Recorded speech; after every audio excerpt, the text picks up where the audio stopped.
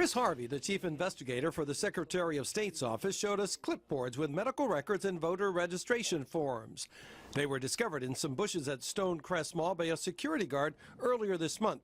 13 medical forms with names, addresses, phone, and social security numbers, and 7 voter registration forms with corresponding information.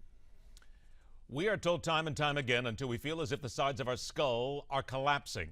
There is no voter fraud in America, and it's all a right-wing, racist trick to stop some people from casting ballots. This despite numerous instances of fraud, small as they might be, but they are out there. And all it takes is to get it on video, and the game indeed changes. Welcome back to MidPoint, the filmmaker who is the buzzing sound Democrats just can't seem to make go away, and who took his unorthodox methods to the issue of voter fraud. James O'Keefe joins us once again on the show. James, good to talk to you again. Great to be with you. Thanks for having me. What sent you to North Carolina this time? Why was that the place that you were so convinced you were going to uncover the fraud? Well, North Carolina is a hotly contested Senate race. You have the whole story about non-citizens being eligible to vote in North Carolina given the DACA cards.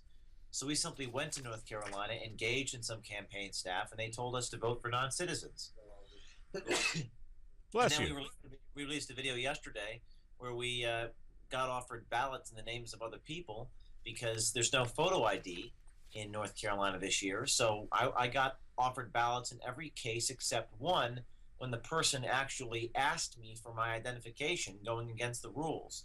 So they fired the campaign manager in Charlotte where this non-citizen voting occurred, and the Board of Elections is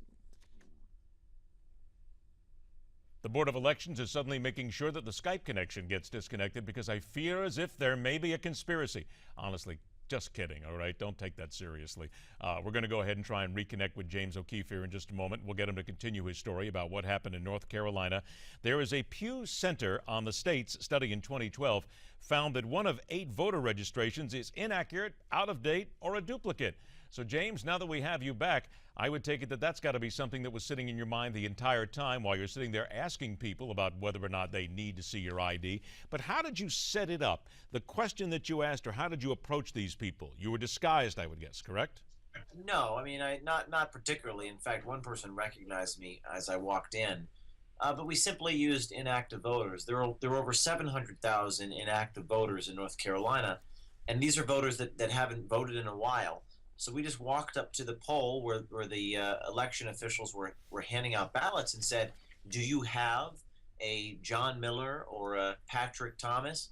And they handed me a piece of paper to sign for that person's ballot. And then I said, you need to see my ID? They said, no. I got offered a total about 20 ballots, every case except one where a person actually asked to see my driver's license. Now, the argument, or one of the arguments here about voter fraud that the left will always make, and those who are opposed to any sort of additional information, if you will, is that this is a racially motivated issue by Republicans to make sure that black voters cannot vote. In your opinion, then, how does this then fit with what you're finding out? And again, in your opinion, is this simply just a blatant lie? Well, let me put it to you this way. 2 years ago, I went up to Eric Holder's poll precinct and was offered the Attorney General's ballot to vote. This is the place where Eric Holder himself casts a ballot. I walk up to his poll, they handed me his ballot, and guess what happened afterwards? There was a picture of Eric Holder put on the precinct where he casts his ballot. In other words, they're instituting photo ID for Eric Holder now in Washington, D.C., but nobody else. So this whole business of it being racist or not racist, the fact of the matter is anybody can get offered anyone else's ballot in places where there's no photo ID. And in close elections like the one in Minnesota from a few years back and the ones in Florida, 300 votes decided those elections, you could make a difference with some of this fraud. Then why? That always comes out to the question, if we know that there is at least a minuscule amount of voter fraud, and here's an example. Last December, New York City's Department of Investigations detailed how its undercover agents claimed at 63 polling places to be individuals who were dead, had moved out of town, or were in jail. It's not as if we're not seeing this. So then why are you the only guy out there trying to do something about it? And why, in your opinion, does the lamestream media, and I think that's a good phrase, simply ignore this as an issue? Because it goes against their conventional thinking. Most of them are probably Democrats. Most of them support Holder and support the president, and it's political. It's also risky to do what I do.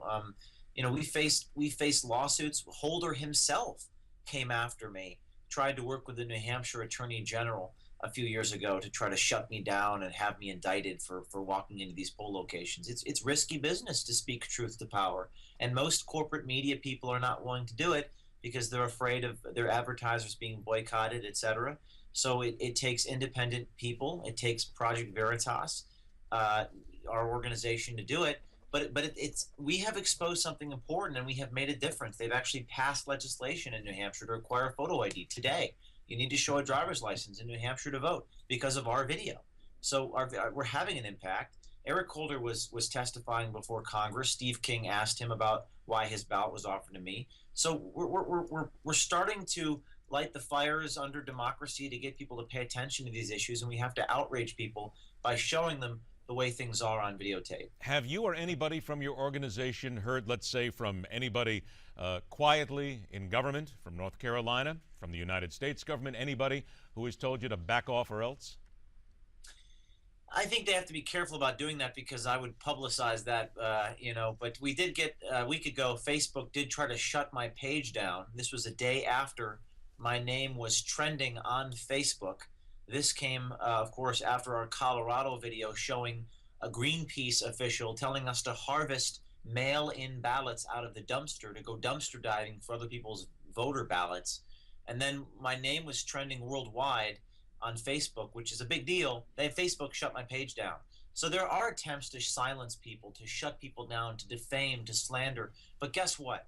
Now, when we went to Raleigh last week, we had a press conference. Every single television studio showed up in North Carolina. So, okay, I only have about 10 seconds left, so I have to ask, has indeed anyone threatened you to this point? Anyone come to you with a strong arm? Yeah, death threats online all the time. Death threats Anybody constant. from the government? Anybody from a state government? Anybody from an official capacity? Not yet, but I don't think it's in their interest to do that. And I think we're going to have to watch and make sure and see what happens next. James O'Keefe, it's always a pleasure to have you on the show. We'll look forward to the next time. Thank you very much. All right, thanks so much. Breaking back here on MidPoint, the midterms are one thing. Don't think for a second 2016 is not already on everybody's mind. And for the Republicans, it brings to the fore a very familiar name for president. Speaking of the midterms, make sure to stay with us right here on the Newsmax TV network, because this evening, beginning at 7 o'clock Eastern Time, our countdown to the midterms and full coverage from 8 p.m. until midnight Eastern Time.